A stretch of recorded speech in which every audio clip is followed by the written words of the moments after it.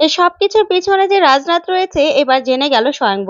হ্যাঁ বন্ধুরা, এমনটাই দেখা যাবে। তাই সম্পূর্ণ জানতে ভিডিওটিতে লাইক দিয়ে চ্যানেলটি সাবস্ক্রাইব করে দেখতে থাকুন। গল্পের শুরুতেই দেখা যাবে রাজনাথ কালবোসকে ফোন করে আর ফোন করে বলতে থাকে, প্লিজ আপনি পুলিশের কাছে যাবেন না। যাবেন না আপনি পুলিশের কাছে। আপনি মেয়েটাকে মানুষের মতো করে মানুষ করুন। যত টাকা লাগে সব আমি দেব। তখন এই কথা শুনে কালবোস মামা রেগে যায় আর বলতে থাকে, কে আপনি বলুন তো? কে আপনি? তার মানে এই মেয়েটার মা বাবা সবাই আছে, ওর একটা সুন্দর পরিবার আছে। তাহলে কেন আপনি ওকে আড়াল করে রাখতে চাইছেন? কেন? কে আপনি বলুন? আমি তো পুলিশের কাছে যাবই।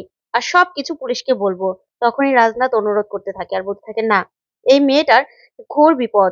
ওকে যেকোনো সময় শুট করা হতে পারে। ওর অনেক বড় ক্ষতি করে দিতে পারে।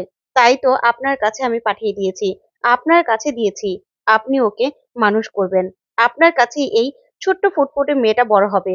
তখন এই কথা শুনে অবাক হয়ে যায় কালবোস মামা। তারপরে রাজনাথ বলতে থাকে, হ্যাঁ, ও একটা রাজপ্রাসাদের রাজকন্যা।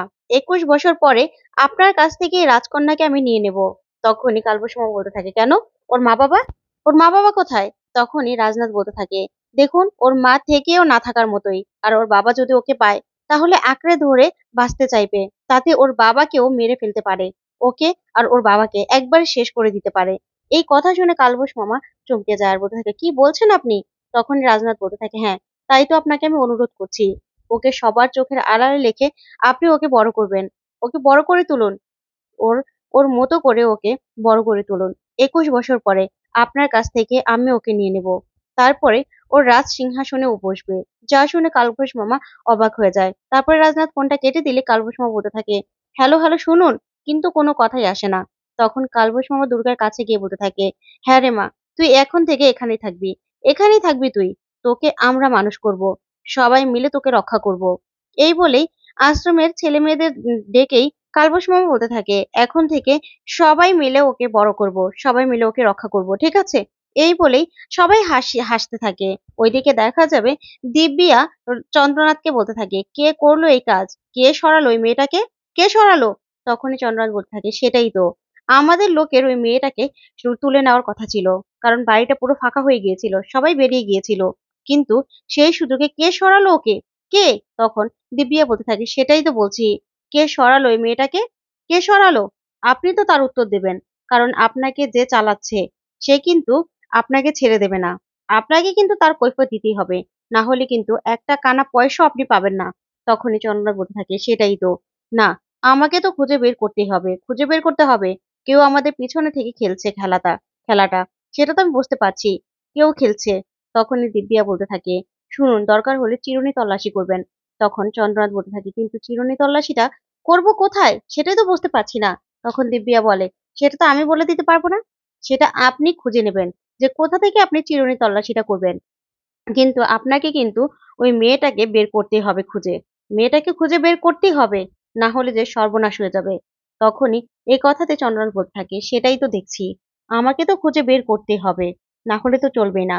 ওইদিকে দেখা যাবে স্বয়ংব জগদ্ধাত্রীর কাছে বসে কাঁদতে থাকে আর বলতে থাকে, জগদ্ধাত্রী, আমি না তোমাকে খুব মিস করছি। খুব মিস করছি তোমাকে। আমার ডিপার্টমেন্টের তোমাকে দরকার। আমার জন্য তোমাকে দরকার। হ্যাঁ, আমি শক্তিশালী। আমি সবাইকে মেরে শুইয়ে দিতে পারি। কিন্তু তোমার মতো আইকিউ আমার নেই। দেখো, না হলে আমার মেয়েটাকে কে এখান থেকে নিয়ে গেল?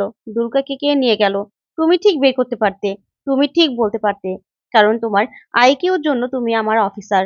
তুমি আমার বড় পজিশনে ছিলে। তোমাকে আমি খুব মিস করছি জগদ্ধাত্রী। ওঠো, তুমি কি আমার কথা শুনতে পাচ্ছো? বুঝতে পারছো? ওঠো। এই কথা বলে কাঁদতে থাকলে সেখানে উৎসব আর বৈদেহী চলে আসে আর এসে বলতে থাকে, শোনো, নাটক আর কত করবে? যা শুনে স্বয়ম্ভু পুরো চমকে যায়, বলতে থাকে, কি বলছেন আপনি? কি বলছেন এসব? আপনার মাথা ঠিক আছে? আমি নাটক করছি মানে? তখনই উৎসব বলতে থাকে, এই স্বয়ম্ভু, তুই আমার মাকে এরকম ভাবে কথা বলবি না। তখন স্বয়ম্ভু বলতে থাকে, তাহলে আর কি বলবো? কি বলবো? তখনই বৈদেহী বলতে থাকে, শোনো, তুমি সরাওনি তো তোমার মেয়েকে। যা শুনে স্বয়ম্ভু চমকে যায়, রেগে যায় আর বলতে থাকে, কি বলছেন আপনি এসব? আমার মেয়েকে আমি সরাবো? আমার মেয়েকে আমি কিডন্যাপ করবো? কি বলছেন আপনি? তখনই দেবু বলতে থাকে, দেখো স্বয়ম্ভু, তোমাকে আমি সন্দেহ করতে চাই না। তখনই এই কথাতে স্বয়ম্ভু বলতে থাকে, দেবুদা, তুমি সন্দেহ করার কে বলো তো? আমি একজন ইন্টেলিজেন্ট অফিসার। এই কেসটা তদন্ত করছি আমি। আমার মেয়ে হারিয়ে গেছে। তুমি আমাকে সন্দেহ করবে মানে? তখনই দেবু বলতে থাকে, দেখো, ওনাদের মনে একটা খটকা এসেছে। দেখো, এটা বাড়ির পাশেই এই ড্রেসগুলো পাওয়া গেছে। তখনই ড্রেসগুলো দেখে চমকে যায় স্বয়ংবর, বলতে থাকে, কি এসব, কি এসব? তখনই দেবু বলতে থাকে, এই যে সিকিউরিটি গার্ডের পোশাক, এগুলো পরেই দুর্গাকে তুলে নিয়ে গেছে এখান থেকে। আর এই যে চাদরটা, এই চাদরটাও সাথে পাওয়া গেছে। যা দেখে স্বয়ংভু চমকে যায়, বলতে থাকে, হ্যাঁ তাই তো, এই চাদরটাই তো মুড়ি দেওয়া ছিল, কিন্তু এই ড্রেসটা? তখন উৎসব বলতে থাকে, হ্যাঁ এই ড্রেসটাই পরা ছিল। তখনই বৈদেহী বলতে থাকে, হ্যাঁ তুমি নাও তো আবার, তুমি চালাকি করে নিজের মেয়েকে সরিয়ে দিয়ে আমাদের দিকে আঙুল তুলছো, সেটা তো হবে না। তখন স্বয়ংভু বলতে থাকে, আপনার মাথা ঠিক আছে? আপনার তো মাথা ঠিক নেই। আমার মাথা এমনিতেই ঠিক নেই, আর আপনি এসব কথা বলছেন আমাকে? এত বড় সাহস কে দিয়েছে? তখন বৈদেহী বলতে থাকে, দেখো এই মোবাইলে ভিডিওটা দেখো, দেখো দেখো। তখনই দেখা যায় একটা হাতে একটা ঘড়ি। তখন স্বয়ংভু বলতে থাকে, হ্যাঁ তো কি, এটা কি, কি এটা? তখনই বৈদেহী বলতে থাকে, ঘড়িটা দেখো, ভালো করে দেখো। তখন স্বয়ংভু বলতে থাকে, হ্যাঁ দেখেছি, তাতে কি প্রমাণ হয়? তখনই বৈদেহী বলতে থাকে, এই ঘড়িটা তোমার। তখন স্বয়ংভু বলতে থাকে, না তো, এই ঘড়িটা তো আমার নয়। তখন বৈদেহী বলে, হ্যাঁ এই ঘড়িটা তোমার, ব্র্যান্ড মডেল আমি সব বলে দিতে পারি।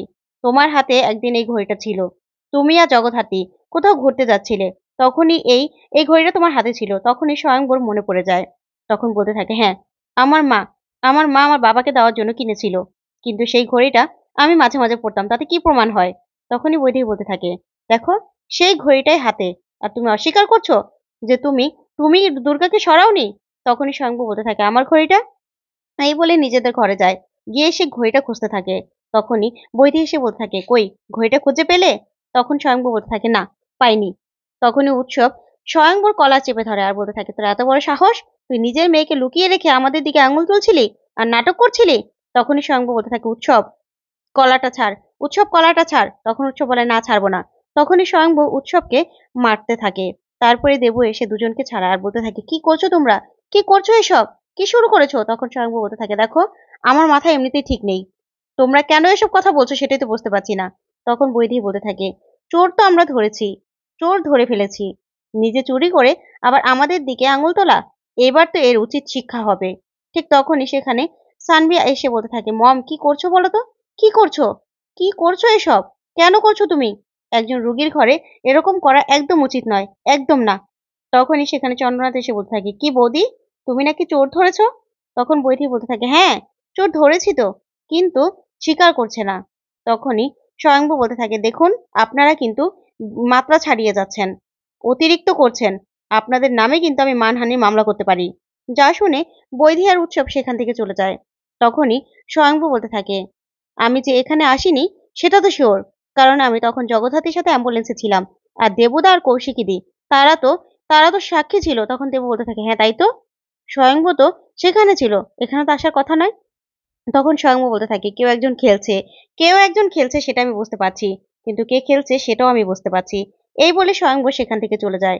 তখনই দেবুকে পাঠিয়ে দেয় চন্দ্রনাথ, আর চন্দ্রনাথ বলতে থাকে, হ্যাঁ কেউ তো একজন খেলছেই, সেটা তো ঠিক বুঝতে পারছি।